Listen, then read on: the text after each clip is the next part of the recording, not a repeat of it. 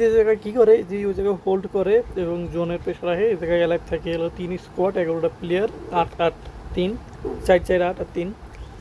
তো ওরা ওই ঘরে হোল্ড করে।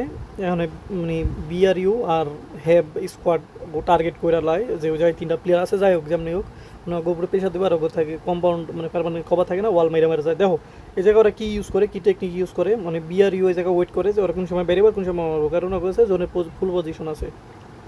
বিআরইউ ওয়েট করে ওয়েট করে ওয়েট করে এই যে জোন টান দিব, এখন জোন টান দিব।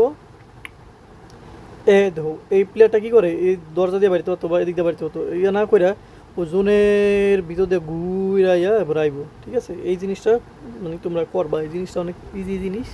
তো দেখো 2টা প্লেয়ার ঘুরে আইছে, আর যেটা আইছে এটার উপরে প্রেশার দিয়ে ওটা মাইটা দিছে, যে দরজা দিয়ে আইছে। তো এই জিনিসটা শিখবা, এই জিনিসটা হলো এটা টেকনিক। লাস্ট জোনের ড্যামেজ খাও, কিন্তু স্কাইলার বম মেল্টার এরপরে চাইরো দিক থেকে মাইর এ থেকে তুমি জোনের ড্যামেজ 20-30-50 সেইয়া মেল্টার মাইরা মূলত জুস মাইরা আহো, তারপরও মানে জোনের ভিতর দেওয়া হোক, সার্কেলের বাইরে দেওয়া হোক। বুঝছো, এই টেকনিকটা ইউজ করবা তোমরা, এটাই। দেখ এই জায়গায় তো এই যে আজকে আইডিয়া গেল, কিন্তু আমগো এই জিনিসগুলো কপি করতে হবে এবং শিখতে হবে, নিতে হইব, আইজেলে জানতে হবে এবং সকল টিমমেটের জানতে হইব।